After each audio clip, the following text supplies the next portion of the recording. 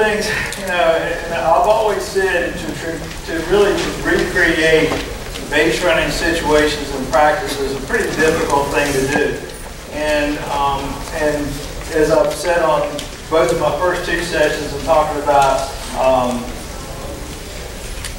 female athlete, which I think Patty Guess was talking about, or was already talking about coaching the female athlete.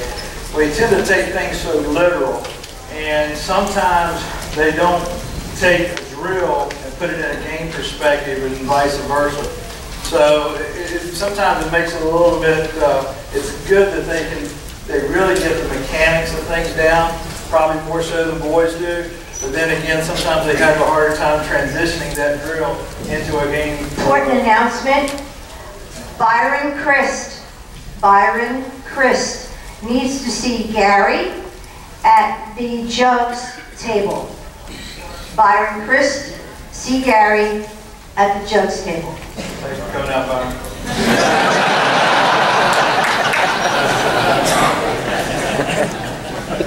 So anyway. So, if that being the case, we have to create these drills and try to do things that are going to be exciting for them and actually get them to do that in a real situation. Okay? And, or excuse me, in a game-like situation, take it from the drill and put it into a game situation, and sometimes that's difficult. So, I'm going to start on a few things. We'll get through it. We'll talk about it. From a pure drill standpoint, I don't know that I'm going to say anything that's going to be too overly impressive, to be honest with you, but we'll go through some things. And I was going to use I'm not sure whether the PowerPoint's going to work better, if I should be able to write things down, but I'm going to try to not write it down, if at all possible. First of all, I am convinced, with beyond 100%, with 100% no doubt, that running to first base was, you know, the old-time way, was developed in New Jersey. Why we run down the first baseline and turn right and go left, I have no idea.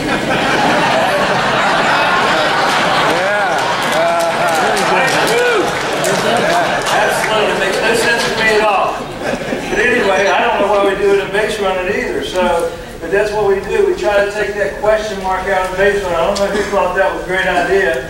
I still see it all the time. But as far as running down first baseline, I'm going to tell you, people take doubles away from themselves all the time because they don't make that turn appropriately. Okay? Or they make it too big. Okay?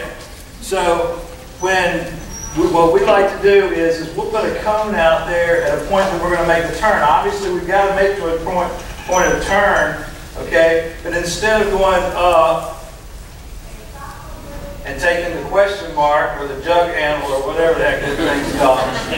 Okay, we're going to, instead of going this way and taking the right-hand turn, we're going to come right out of the box, run straight to that point where you're going to make the turn, and then come across the back.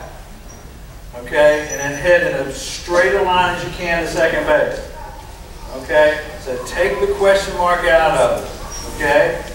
And then you're going to find that you're going to be able to create more doubles if they're not coming down there and shifting their body around this way, that they're going out. And how many times on the outside of the base pads have you ever seen a runner being called out for running outside of the base pads?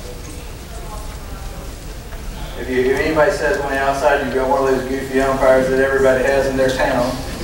Okay, but we'll get them on the inside, but not on the outside, so don't worry about that first. I think that's what happens. I think they're so worried about running in the baseline that they stay in the baseline, and then you know. So that's just you know, there's no reason to do that. Make sure we go out, get that point, make that turn. Once we get to the bag, we want to hit the front left corner if possible.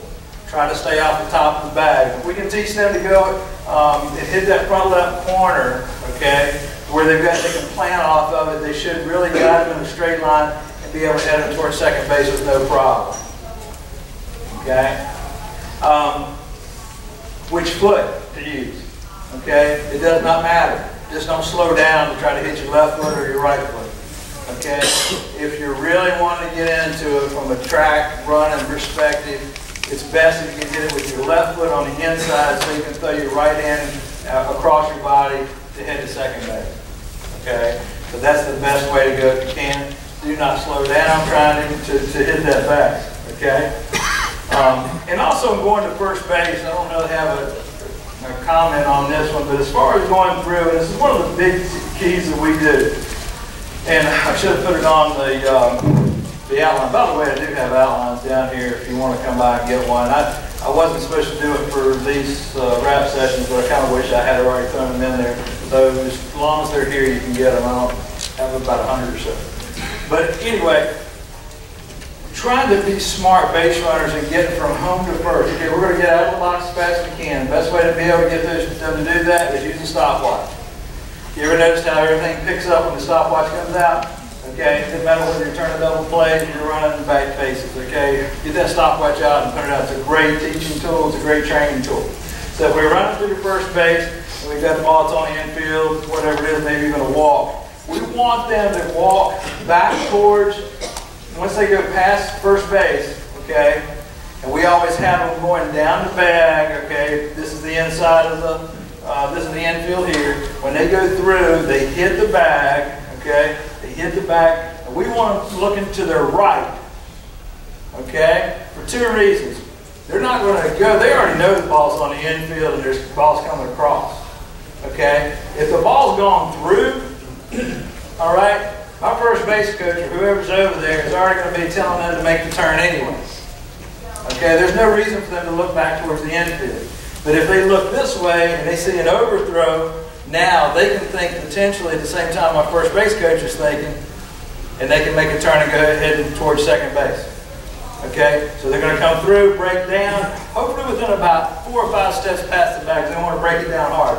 Turn around and walk back to the base. Okay? At that point, when she starts to turn around and walk back towards first base, and she's not committed to second base in any way, my first base coach is going to be looking at second base, and all he's going to do is he's going to go like this. He's not going to say a word. All right, he's going to look at, she's supposed to look down if she remembers, and she's supposed to look down and see Coach B's hit, and when she sees that, to take off to second base because they're not covered. We don't say a word. Okay, so that's just kind of a strategy that you can use. Have them walk back. If they get to the point where they're covering, he'll just say, get back on the back. Okay? All right, so that's going towards first base.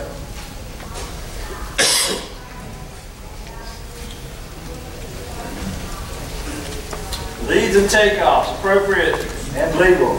That's a question mark there on the legal part. We worked on that. We say it's legal as long as they don't call it, right? So what we're trying to do is make sure we're practicing that with a pitcher out there. Okay, that you actually have, again, try to recreate the scenario the best you can. Okay, don't just have them out there just go. Okay, make sure they have something that they're reading off of. Have somebody watching from across the pitcher through to first base and making sure they're getting off appropriately. You can put them on camera if you're that sophisticated. We've done that before. We don't do it very often. But what we're trying to do is they take those appropriate takeoffs. I don't care which foot's on, and we've tried it both ways. And folks, I'm telling you, unless our stopwatches are wrong or whatever, it really doesn't make a whole lot of difference. The key is that when the pitcher starts moving her coming forward, okay, your runner first should be moving forward off the bat, whether it's here, crossing over, or depending on whatever she's sprinting started. So she should be, as the ball releases, she should be off the bat, or getting ready to leave the bag immediately. We're trying to pick up a half a step if possible. Okay? If you're playing in Knoxville, Tennessee, you get 2 steps off the bag for them, and only 1 for you. Just kidding. So we're trying to get that advantage. That's the key. So we're trying to make a little bit of advantage. We're trying to at least create an illusion that we're not leaving early by continuing to do the same things every time. And when we take those leads or regular leads, we want to do the same thing. Okay? We want to take our regular leads and still takeoffs and look the same. Okay? So when we're drilling this and we actually have the watch on, we're actually looking across. And they're actually looking at a pitcher, one of your pitchers throwing the plate. Okay, and that's the drill we would do. It's very simple. It's not mind-boggling. Okay, it's not fancy, but it's appropriate. Then we want to take that and make sure that we take that same steel takeoff in our leads so it looks the same every time. Okay? Because what happens is a lot of times umpires, over the course of a day or whatever, something looks all of a sudden differently. You know, they're doing their, you know, illegal bases, you know, or whatever it is. So we want to make sure that we're consistent with it, and sometimes we're not consistent with that. One of the more important things of base running is your slides. Okay, how to slide, whether we slide or not. Okay, sliding into first base, controversy. Me and my first base coach Al, we got into it finally on ESPN. They answered the question on sports science, whether it's faster to slide or not into first base. And they find out that at first, how many people have seen saw that on ESPN on sports science? If you haven't seen it, I always like watching it. When you first leave the ground into a slide going into first base, you are quicker. But once you hit the ground, nobody speeds up when they hit the ground, folks. Okay, when they hit the ground, you slow down. Okay? Unless you're like Chevy Chase in Christmas Vacation, you go on and slide in pan or whatever you're going down, and you spray it with whatever it is. Okay, so we're losing speed, and they find out that you're actually slower sliding in first. Now, I will say this. Obviously, you got to slide if you're trying to avoid a tag, bad throw, obviously. And there's going to be very few times that you actually create the illusion that you got there faster. Okay, most of the time they're being called out consistently. Okay, or they'd already been safe anyway. Okay, so I'm saying don't slide into first base, run through it, because scientifically it's already been proven.